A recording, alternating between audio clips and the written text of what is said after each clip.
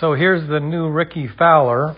I was on the first tee at TPC Sawgrass. Handheld camera. I'm not going to put any lines on the screen, but it's a pretty good shot of Rickie. So, as a golf coach looking at this, it doesn't look a whole lot different than last year, right?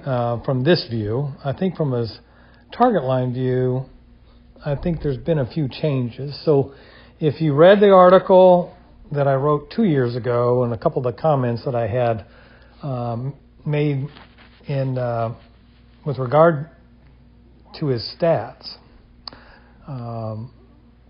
he's hitting the ball really well now. So here's the latest ranking, the 18th best ball striker when it comes to greens in regulation now. I'm using that metric to determine his skill level, but 18th on the PGA Tour in greens in regulation is very good ball striker, as you can imagine. So when I look at Rickie, here we go. Let's see. I've got this in slow motion here. All right. Shaft parallel to the ground on the takeaway. Right arm's nice and extended. This is what we see with really good players. We're trying to keep, whenever we say that, we're keeping the triangle moving. And the way we move the triangle is the shoulders move, okay? And if the shoulders aren't moving, we see evidence of that by the right elbow bending a lot of bend early. We really don't want to do that if we can help it. So he's got really great shoulder rotation. He hits the ball a long ways. He's not a big guy, but he creates certainly enough clubhead speed to play great.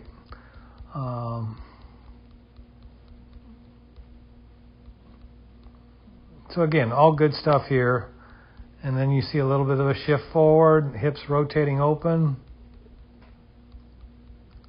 Left arm parallel to the ground, about, we'll say there, plenty of lag on the shaft there, which is the angle between the left arm and the shaft itself.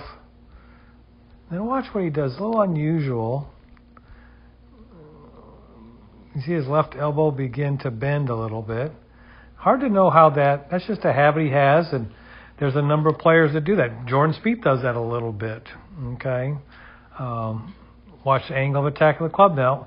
And one of the things that I've always said, look, ball flight is determined by the club, the mechanics of how we use the club, body mechanics influence the club. So when you look at, I always look at what is the club doing. Now, we don't have any track band numbers here, but we can kind of see how that club was descending. Might be pretty level there. This is 3-wood off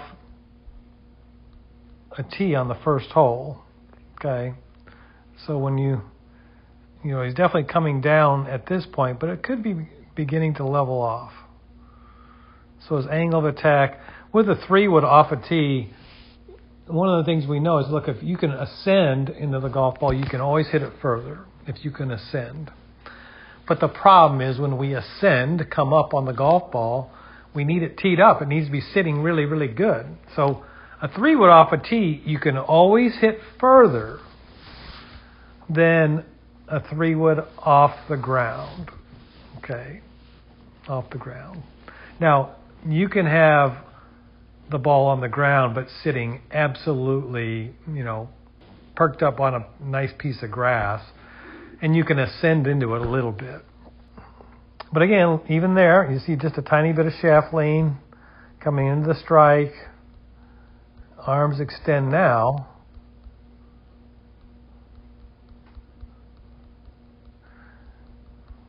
Into his finish. So we'll take a look at it in slow motion all the way. I couldn't tell if he was the 18th ranked ball striker on the PGA Tour or the 186th. It looks like Rickie Fowler to me. And I can't see from that swing, from that video, what the problem may have been and what the correction was that Butch Harmon was able to do. I would bet quite a bit of money that what Butch Harmon did is said, hey, this is what we did back when you were playing good. Let's look like that.